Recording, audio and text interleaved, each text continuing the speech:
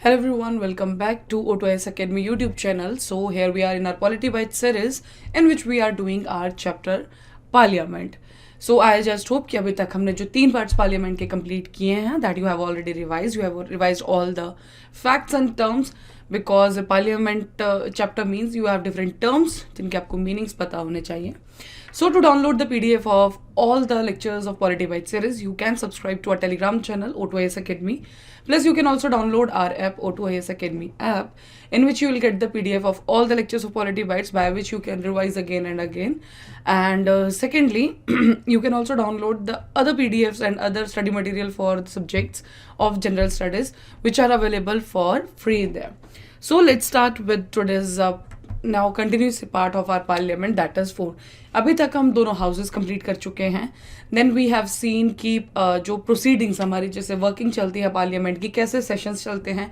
फिर उसके बाद हमने देखा कि सेशंस के बीच में ऐसी कौन सी अथॉरिटीज़ हैं, ऐसे कौन से मोशंस हैं जिनको पास किया जा सकता है जिनके थ्रू हमारी जो पर्टिकुलर एक सिटिंग की या एक सेशन की जो हमारे पास वर्किंग चलती है. आज जो हम करेंगे, now we have studied everything. हमने हर जगह पढ़ा स्पीकर, देन डिप्टी स्पीकर, फिर हमने पढ़ा चेयरमैन, फिर हमने पढ़ा डिप्टी चेयरमैन. ये कौन है? They are the heads of the houses. Means अगर हम बात करते हैं लोकसभा की, the head is speaker, then deputy speaker. But when we talk about the Rajya Sabha, it is chairman and deputy chairman. Secondly, when we said about the chairman of the Rajya Sabha, so we अभी आपको click होना चाहिए, that is related to the vice president. Okay. So आज का lecture जो है that is around the offices. Means जो important offices appoint authorities हैं जो हमारे पर्टिकुलर हाउसेज की वर्किंग को देखते हैं, हेड करते हैं. बिकॉज प्रेसिडेंट और प्राइम मिनिस्टर हर वक्त वहाँ पे अवेलेबल नहीं हो सकते हैं. हर सिटिंग में प्राइम मिनिस्टर आके नहीं बैठेंगे, ठीक है, ये प्रेसिडेंट आके नहीं बैठेंगे. Is the organ of the president. President is the organ of the parliament, but he is not the integral part of any of the houses. Lok Sabha या राज्यसभा का किसी का भी नहीं. So we have to appoint some person जो particular proceedings को देखे, ठीक है.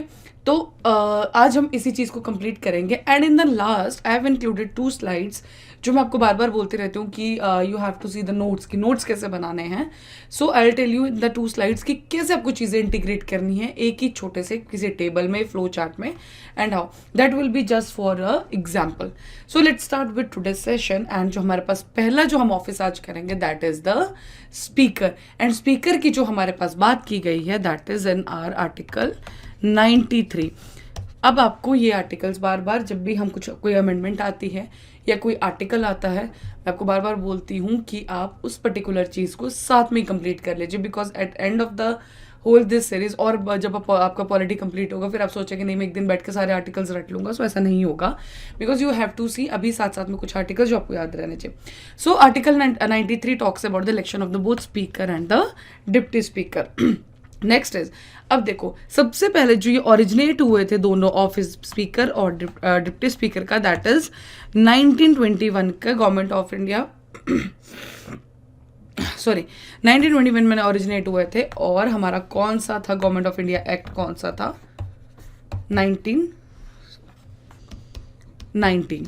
अब इस पर्टिकुलर एक्ट का नाम क्या है? एक तो हमने पढ़ा था मॉन्टेमोलो फॉर्म्स. वो कौन से थे? बिकॉज कंफ्यूजन होता है 2 में. एक है मॉन्टेमोलो रिफॉर्म्स या कैम्सफोर्ड वॉर. अब वो आपको देखना है कि 1919 वाला हमारे पास कौन सा है. नेक्स्ट इज जो हमारे पहले स्पीकर जिनको हम टर्म करते हैं दैट इज जीवी मावलकर, ठीक है. एंड सेकंड जो फर्स्ट डिप्टी स्पीकर है हमारे, ही इज अनंतसयनम अयंगर. कभी कभी ये फैक्ट बेस्ड क्वेश्चंस आपको मिल सकते हैं किसी भी आपके नॉर्मल स्टेट्स ऑफिस में या कहीं पे. सो आपको ये 2 चीज़ें इसमें याद रखनी है कि जो फर्स्ट स्पीकर है हमारे फर्स्ट स्पीकर है वो है जीवी मावलकर, और जो हमारे डिप्टी स्पीकर हैं दैट इज अनंतसयनम अयंगर. सेकेंडली हमारे पास जो ये पहली बार जो ऑफिस ओरिजिनेट हुआ था वो हुआ था 1921 में. एंड कौन से गवर्नमेंट ऑफ इंडिया एक्ट के अंडर हुआ था? That is 1919. बिकॉज हम बहुत बार कंफ्यूज होते हैं 1935 के साथ. ओके, सो ये चीज़ आपको ध्यान रखनी है. नाउ जब सबसे पहले गवर्नमेंट ऑफ इंडिया 1935 ने जो चेंज किया था, वहाँ पे हमने चेंज किया था कि स्पीकर और डिप्टी स्पीकर. उससे पहले इनको बोला जाता था डिप्टी प्रेसिडेंट या प्रेसिडेंट, ठीक है. तो अभी हमने क्या देखा, जो इस स्पीकर वाले ऑफिस की जो एस्टैब्लिशमेंट है वो हुई थी 1919 वाले गवर्नमेंट ऑफ इंडिया एक्ट से. लेकिन जो इसका नेम, ये जो स्पीकर नाम पड़ा था वो पड़ा था हमारा 1935. Prior to this it was president और वाइस प्रेसिडेंट. ठीक है, तो ये आपको 2 चीज़ें याद रखनी है। सो नाउ अब हम देखते हैं कि हमारा इन पर्टिकुलर ऑफिसेस को लेके इलेक्शन का प्रोसीजर क्या है। पहला है कि जो लोकसभा के हमारे स्पीकर बनेंगे, ठीक है, वो कहाँ से होंगे, उन्हीं के मेंबर्स के बीच में से कुछ जो ऑलरेडी लोकसभा के मेंबर्स हैं उन्हीं में से जो है एक पर्टिकुलर इंसान को इलेक्ट किया जाएगा एज अ स्पीकर। प्लस उस पर्टिकुलर इलेक्शन डेट की कौन इसको डेट सेट करेगा, that is our president of India. जब वेकेंट होगा तो लोकसभा किसी और मेंबर को इलेक्ट कर देती है। लोकसभा स्पीकर मीन्स एक द मेंबर्स हैं उसमें से एक स्पीकर हुआ, और जब इसकी वैकेंसी होगी तो वापस से इन्हीं मेंबर्स में से कोई एक और स्पीकर बन जाएगा। So what are the criteria कि इसमें वैकेंसी कब कब होती है। अब वैकेंसी कब कब क्रिएट होगी, या तो वो लोकसभा का मेंबर ही ना रहे, ठीक है, अगर लोकसभा का मेंबर नहीं होगा then he can not be a speaker. इससे आपको एक चीज पता लगी for the qualification of the Lok Sabha का स्पीकर के लिए, that he should be the member of Lok Sabha. Next is if he resigns by writing to the deputy speaker. Next office जब हम करेंगे that will be a deputy speaker. तो अगर लोग speaker को रिजाइन करना है तो वो रिजाइन किसको करेगा, डिप्टी स्पीकर को, या फिर रेजोल्यूशन पास हो जाए, ठीक है। रेजोल्यूशन पास होने का भी कुछ कंडीशंस हैं। अगर रेजोल्यूशन पास कर दिया जाए तो कौन पास करेगा, लोकसभा के मेंबर्स ही रेजोल्यूशन पास करेंगे अगेंस्ट इनको हटाने के लिए।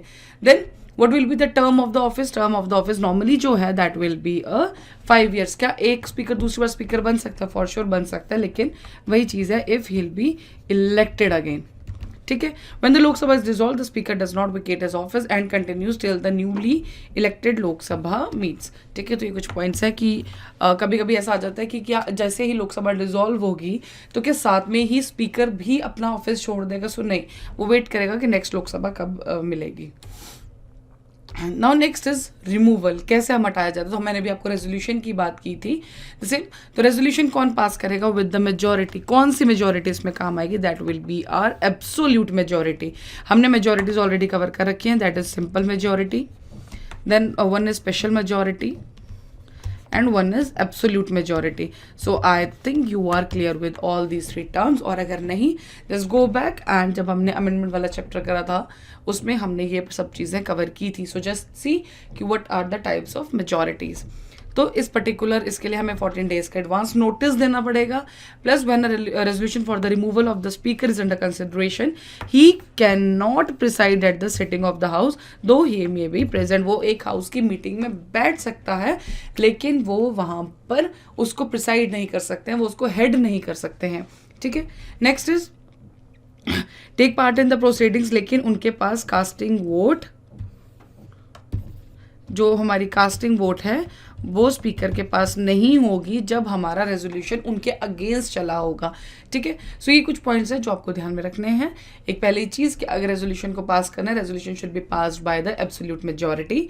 प्लस वो जब उस पर्टिकुलर रेजोल्यूशन का काम चल रहा होगा या जब वो टाइम चल रहा होगा रेजोल्यूशन का, उस टाइम पे अगर कोई मीटिंग है तो वो उसमें प्रेजेंट हो सकते हैं। प्रेजेंट क्यों हो सकते हैं, because he is also the member of the Lok Sabha, he can be present there but he will not have a casting vote. Casting vote का मतलब क्या होता है, जब टाई होता है, मान लो कुछ कोई वोटिंग सिस्टम हो रहा है, टाई हो रहा है, देन स्पीकर के पास एक अलग से पावर है जिसमें वो अपनी वोट दे सकता है, that is our casting vote. Next is salaries. तो ये जो ऑफिसेज हैं we have already done the schedules, अब आपको याद आना चाहिए। So salaries of the speaker, deputy speaker, Lok Sabha and chairperson, deputy chairperson Rajya Sabha determined by the parliament, however they are charge on the consolidated fund of India. तो इनके जो salaries हैं, allowances हैं, वो कौन डिसाइड करेगा, that is our parliament of India. Next is अब इनकी पावर्स क्या हैं। सबसे मेन ऑफिस जो है स्पीकर है, because if you know the powers of the speaker, तो अब चेयरमैन की पावर जो है राज्यसभा के, डिप्टी चेयरमैन की जो पावर्स है, डिप्टी स्पीकर की जो पावर है, you can relate with these powers. Okay, so जो पहली पावर है that is he is the final interpreter of the provisions of the constitution of India. जब पर्टिकुलर हाउस में कुछ चीज़ें चल रही होंगी उस टाइम पे जो कॉन्स्टिट्यूशन प्रोविजंस को लेकर डिसीजन लेगा वो कौन लेगा, हमारे स्पीकर। बाद में सुप्रीम कोर्ट का रोल है, दैट इज अ डिफरेंट, लेकिन उस पर्टिकुलर सिटिंग में, उस पर्टिकुलर सेशन में, उस मीटिंग हॉल में who will be the final interpreter, that is our speaker. Next is rules of procedure क्या होंगे वो भी कौन हमें बताएगा, दैट इज आर स्पीकर ही बताएंगे। कंडक्ट ऑफ बिजनेस जो है लोकसभा का वो कौन देखेंगे, हमारे स्पीकर ही देखेंगे।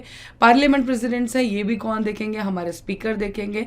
जब भी कोई ज्वाइंट सिटिंग होगी, अब ज्वाइंट सिटिंग का आपको यहाँ पे आर्टिकल नंबर याद आना चाहिए कि what is article for the joint sitting of the two houses of parliament, तो उसको कौन प्रिसाइड करेगा, वो हमारे स्पीकर ही करेंगे। चेयरमैन या डिप्टी चेयरमैन राज्यसभा का कोई भी नहीं करता है। Whenever there will be a joint sitting told by, कौन उसको डिसाइड करता है ज्वाइंट सिटिंग का, कौन आपको वो देगा, दैट इज आर प्रेसिडेंट। तो उसको प्रिसाइड कौन करेगा, हमारे लोकसभा के speaker. Next is can adjourn the house और suspend the meeting in the absence of quorum. What is quorum, आपको याद होगा 1/10। दिस इज द मिनिमम, इतने लोग होने चाहिए एक हाउस के। Next is he or she does not vote in the first instance but can exercise a casting vote in the case of a tie. ये भी हमने डिस्कस किया था।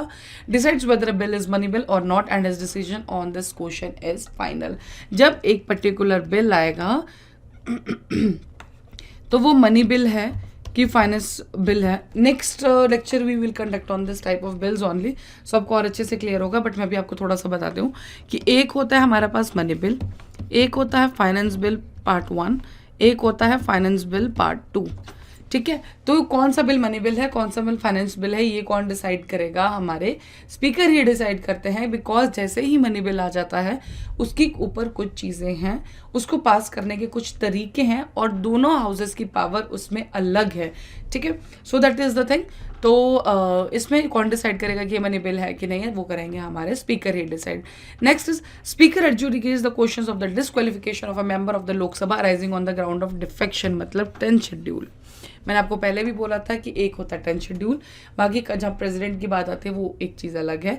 But when ever it will be a 10 schedule के related अगर हमारा कोई disqualification है तो वो कौन देखेगा, हमारे स्पीकर ही उस चीज़ को देखेंगे। ही is the ex officio chairman of the Indian parliamentary group. Acts as the ex officio chairman of the conference of the presiding officers of the legislative bodies in the country.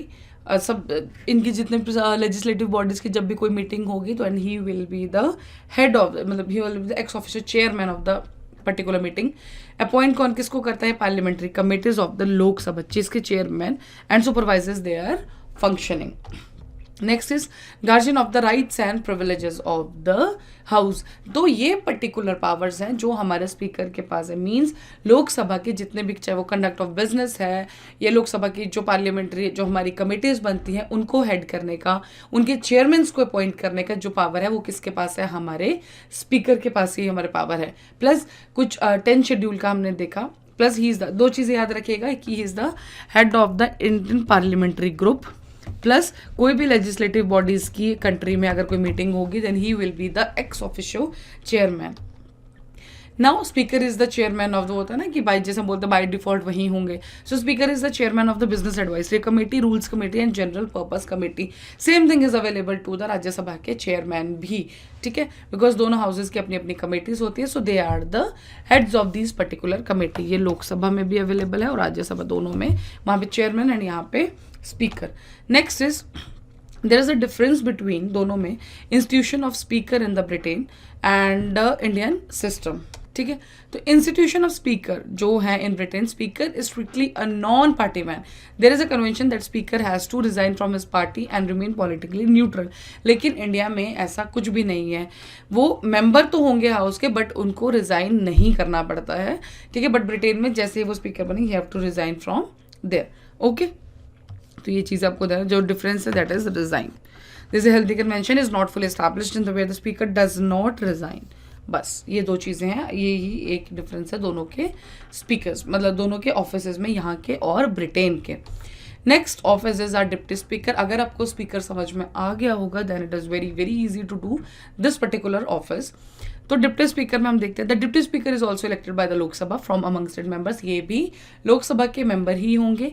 Plus कौन इसको fix करेगा, speaker का किसने fix किया था date, जब हमने election of the speaker देखा था तो आपको अभी तक याद होना चाहिए कि किसने फिक्स किया था इलेक्शन को, but in the case of deputy speaker कौन फिक्स करेगा इलेक्शन का date, that is our deputy speaker. Then the deputy speaker is not subordinate to the speaker, is directly responsible to the house. अगर इसको deputy speaker बोला गया है तो ऐसा नहीं है कि this office will come under the speaker, ये जो है वो डायरेक्टली रिस्पॉन्सिबल है हाउस को. ठीक है. Next is the deputy speaker may vacate his और her office earlier in any of the vacancy. हमने स्पीकर के टाइम पे वैकेंसीज देखी थी कि ceases to be the member of the Lok Sabha, इसमें भी सेम रिजाइन कर देगा किसको, स्पीकर को. स्पीकर ने किसको रिजाइन किया था, डिप्टी स्पीकर को, लेकिन अगर डिप्टी स्पीकर को रिजाइन करना है तो वो किसको दे देगा, स्पीकर को. Remove by resolution passed by a majority of all then members of the Lok Sabha. Same resolution का प्रोसीजर पढ़ चुके हैं. Such resolution can be moved only after 14 days. So there is not any difference between the कि कैसे उस particular office में vacancy create होगी. ठीक है. Next is there are some powers of the deputy speaker, but directly और indirectly अगर आपको लिंक करना है तो जैसे ही हमारे स्पीकर का ऑफिस वेकेंट होता है तो ऑटोमेटिकली डिप्टी स्पीकर को ही स्पीकर बना दिया जाता है. सो उस टाइम पे ये स्पीकर कभी बीच में एब्सेंट हो जाए तो उस टाइम पे कैसे पावर्स डिप्टी स्पीकर के पास जाती है, so that we will discuss है. सो पहली चीज है acts as the speaker when the letter is absent from the sitting of the house. अगर स्पीकर चला जाता है देन उसी टाइम पे डिप्टी स्पीकर ऑटोमेटिकली स्पीकर के ऑफिस में चले जाते हैं. Next is preside joint sitting, same case जो पावर्स हमने वहां पढ़ी थी. अब वो कौन परफॉर्म करेगा, डिप्टी स्पीकर, लेकिन द शर्त एक है दैट इज कि अगर हमारे स्पीकर वहां से एब्सेंट है. Next is privilege. The deputy speaker, like the speaker, has the privilege of the casting vote in the case of tie, and the deputy speaker has one special privilege. ये देखिए, this is the thing that whenever he or she is appointed as the member of parliamentary committee, he or she automatically becomes its chairman. इसका मतलब क्या है, हमने क्या पढ़ा था कि जो पार्लियामेंट्री कमेटीज होती हैं वो कौन अपॉइंट करते हैं, हमारे स्पीकर. और उस पर्टिकुलर कमेटी के अगर मेंबर हमारे डिप्टी स्पीकर बन जाएं तो बाय डिफॉल्ट ही वही उसके चेयरमैन भी बन जाते हैं. So this is important point with related to the deputy speaker. बाकी जितनी पावर्स हैं, जैसे ही स्पीकर का ऑफिस विकेट हो जाएगा उसी टाइम पे डिप्टी स्पीकर अपनी पावर्स फंक्शन कर देंगे एज अ स्पीकर.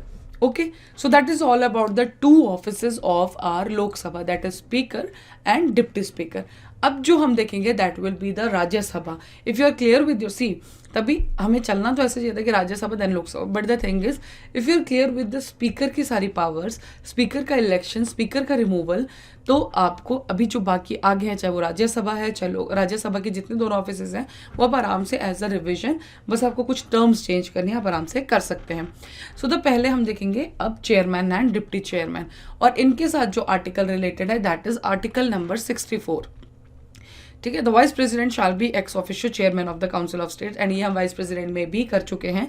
आर्टिकल 89 बोलता है Rajya Sabha shall choose one of its MPs to be the deputy chairman as often as the position becomes vacant. Why directly to the deputy chairman, because chairman हमारे कौन होते हैं, vice president, that we have seen in this article. Next is our election procedure for the deputy chairman, because chairman की जब बात आएगी that we have already studied in the vice president. Okay, so submit a motion proposing the name of a colleague for this constitution position. तो कौन motion, कोई motion उस particular चीज को प्रपोज करेगा एक नाम को, और वो कौन करेगा, कोई राज्यसभा का member he.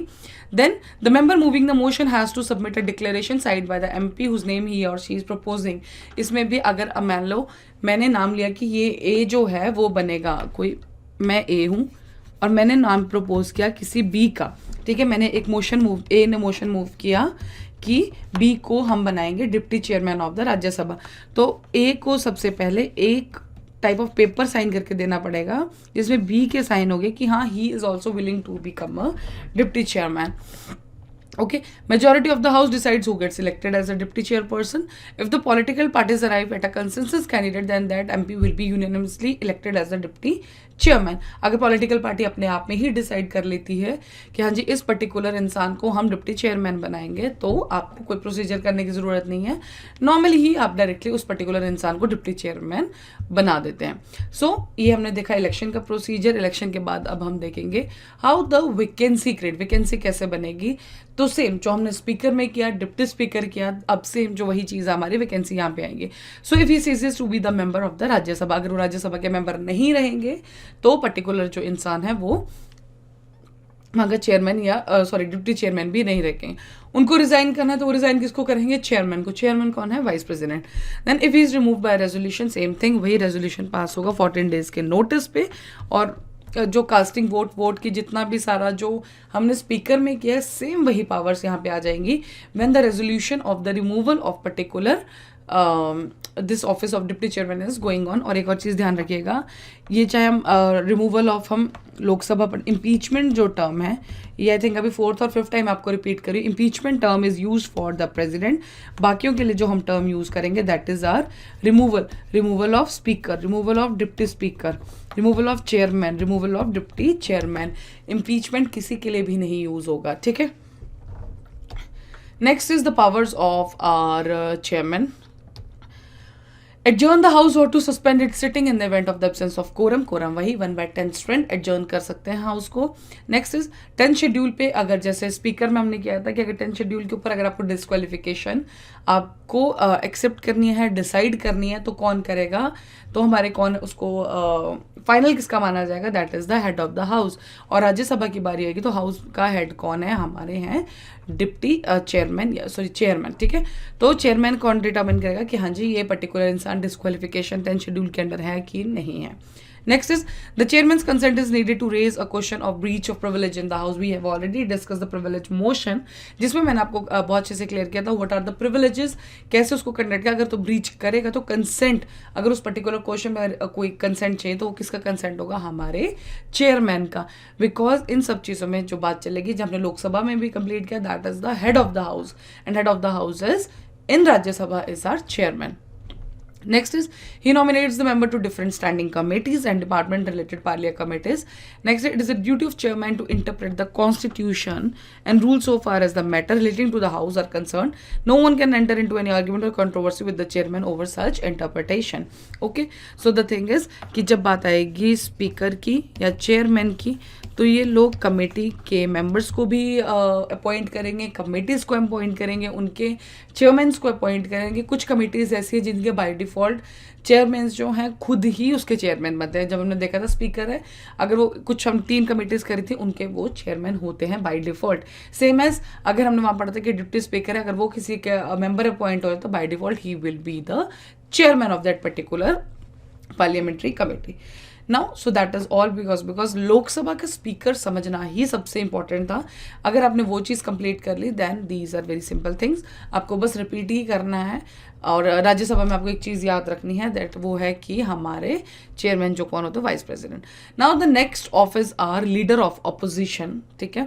And this will be the last office that we will discuss. इसके बाद हम बात करेंगे वो 2 स्लाइड्स के ऊपर जो मैं आपको कर दूँ, which how you can make your notes. Okay. So leader of opposition को जो ऑफिशियल रिकॉग्नाइजेशन दिया गया था that is in 1960. These are small facts only, कुछ आपको समझने की जरूरत नहीं है. सो पहली बार जो ऑफिशियल रिकॉग्नाइजेशन इनको मिला था दैट इज 1969 में. स्टैट्यूटरी रिकॉग्नाइजेशन मिला था 1977 में. सैलरी और अलाउंस किसकी तरह होते हैं? इनके कैबिनेट मिनिस्टर की तरह. अब टेबल ऑफ प्रेसिडेंट्स मैंने आपको बहुत पहले ही आपको समझाया था कि टेबल ऑफ प्रेसिडेंट में कैसे हम एक रैंकिंग को देखते हैं. सो CGI जो है हमारे 6 पे हैं और जो लीडर ऑफ अपोजिशन है वो हमारे टेबल ऑफ प्रेसिडेंट्स में 7. Who is at the first? हमने स्टार्टिंग में डिस्कस किया 1st, 3rd, 6th, I think 6th तक भी हैव ऑलरेडी डिस्कस्ड. नहीं तो वापस से जाइए. देन सुप्रीम कोर्ट जजेस किस पे आते हैं? 9 पे. Okay. So you have seen कि सुप्रीम कोर्ट जजेस से पहले ही उससे भी पहले आते हैं हमारे लीडर ऑफ अपोजिशन, लेकिन उनसे पहले कौन आ जाता है? Chief justice of India. Okay. तो लीडर ऑफ अपोजिशन के टेबल ऑफ प्रेसिडेंट्स कौन है? Number 7. Leader of opposition in Lok Sabha is part of selection committee. Selection committee किसकी? जब हम लोकपाल को सिलेक्ट करेंगे, CVC को सिलेक्ट करेंगे, CIC, CBI डायरेक्टर, जब इन सब की एक सिलेक्शन कमेटी बैठेगी तो लीडर ऑफ जो अपोजिशन है he will be also the member of these particular committees. So these are the facts which are associated with this particular office that is our leader of opposition. 69 में पहली बार official recognisation मिला. Statutory recognisation मिला 1977 में. Cabinet minister की तरह इनकी salary और अलाउंसेस होते हैं.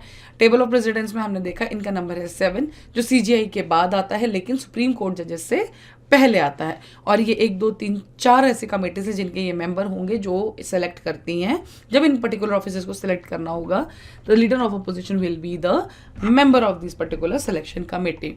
Okay, so that's all about this particular officers. हाँ, एक चीज़ और, जो हमारे लोकसभा के मेंबर जो स्पीकर हैं या डिप्टी स्पीकर हैं या हमारे जो चेयरमैन डिप्टी, ये अलग, इनके लिए कोई अलग से ओथ नहीं है। Reason being they are the member of the respective house. तो जैसे बाकी लोकसभा के मेंबर्स ओथ लेंगे वैसे ही इनकी भी ओथ एडमिनिस्टर होती है। कोई डिफरेंट इनके लिए ओथ का ऑफिस नहीं बनाया गया है।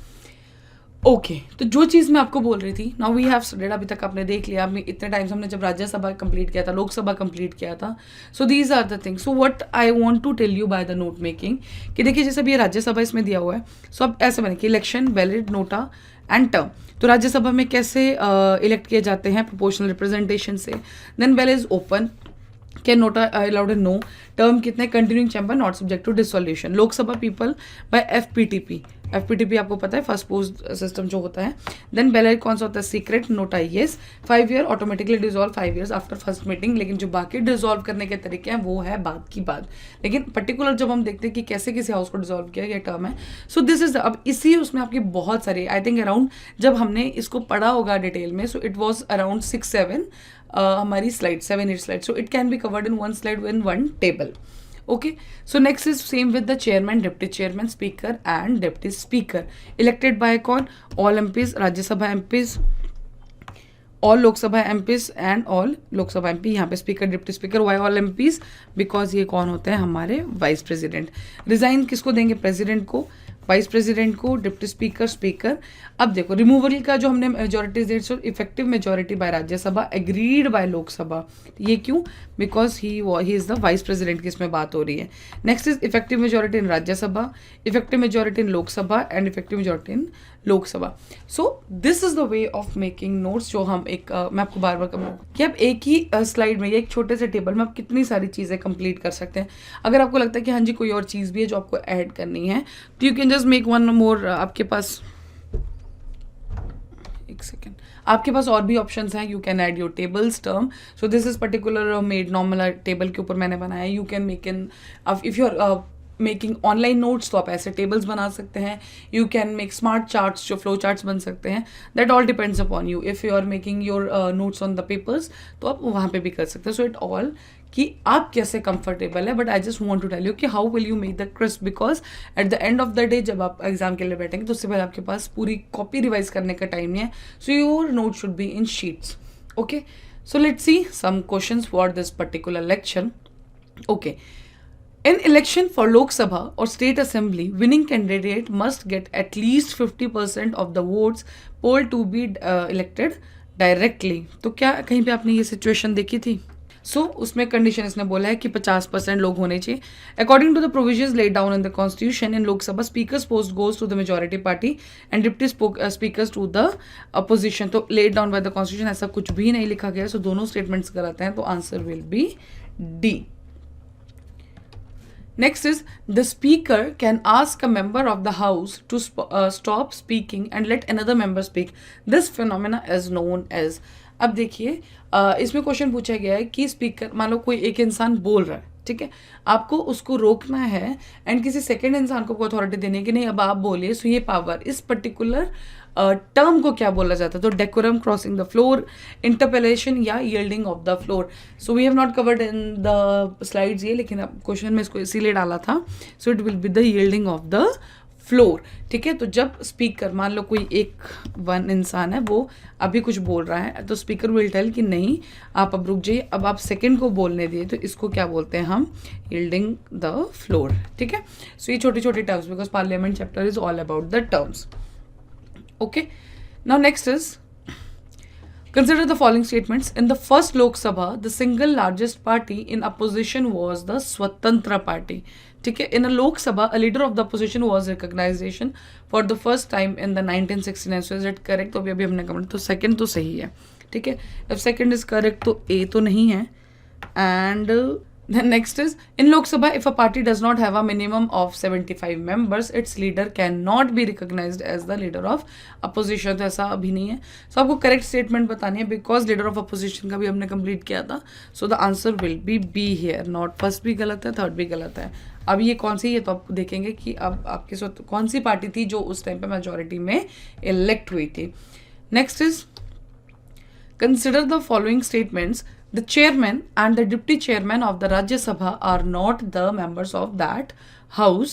Next, while the nominated members of the two houses of the parliament have no voting right in the presidential election, they have the right to vote in the election of the vice president. ठीक है, तो बात किसकी हुई है? Nominated members की. तो first जो बोला कि Rajya Sabha are not the member of that house, that is a wrong statement. And nominated members of the two houses of the parliament have no voting right in the presidential election but right to vote in the election of the vice president. तो ये सही है कि गलत? Of course it is correct. We have seen जब हमने vice president का election पढ़ा था, removal पढ़ा था, तब हमने ये चीज़ cover की थी. So the answer will be B in this case. Okay. So that's all about the important offices of this particular Lok Sabha and Rajya Sabha. सो अभी तक हमने पार्लियामेंट का पूरा पार्ट्स कंप्लीट किया. आई थिंक अब एक लेक्चर जिसमें but parliament I think whole and soul complete है अब आपका. Now we have to study, अगर I see in the next lecture, एक तो बिल्स वाला पार्ट विल कंप्लीट, प्लस अगर कुछ और लेफ्ट होगा तो then we'll complete in. Now that will be the last lecture associated with the parliament. Plus I just hope कि आपको क्लियर हो गया होगा. That is all about the powers. अगर आपको लोकसभा के स्पीकर की पावर्स क्लियर हैं, लोकसभा के स्पीकर का पूरा ऑफिस अगर आपको अच्छे से क्लियर है, देन आपको डिप्टी स्पीकर, चेयरमैन, राज्यसभा के चेयरमैन और डिप्टी चेयरमैन आराम से क्लियर हो जाएगा. What you have to see only the some article या कहीं पे कुछ स्पेशल पावर है. जैसे कि हमने डिप्टी स्पीकर जब हमने पढ़ा था तो एवरीथिंग वाज सेम, लेकिन बस एक स्पेशल पावर हमने पढ़ी थी कि जैसे ही वो किसी पार्लियामेंट्री कमेटी के मेंबर बनते हैं तो वो बाय डिफॉल्ट ही उसके हेड बन जाते हैं या उसके चेयरमैन बन जाते हैं. So that's all about today's lecture. I just hope you just like this lecture. Download this PDF from our Telegram channel plus और फ्रॉम OTOS Academy ऐप. आप इसको बार बार रिवाइज कीजिए. And yes, one for sure, जो आज हमने 2 slides देखी नोट मेकिंग को लेके, आप प्लीज़ इस पर ध्यान दीजिए. ऐसे ही अगर आप क्रिस्प नोट्स बनाएंगे तो एंड में आपको बहुत ज़्यादा हेल्प होगी इस पूरे सिलेबस को रिवाइज करने में. Otherwise it will be very difficult to complete the revision only. Thank you so much. Hope you just like the lecture.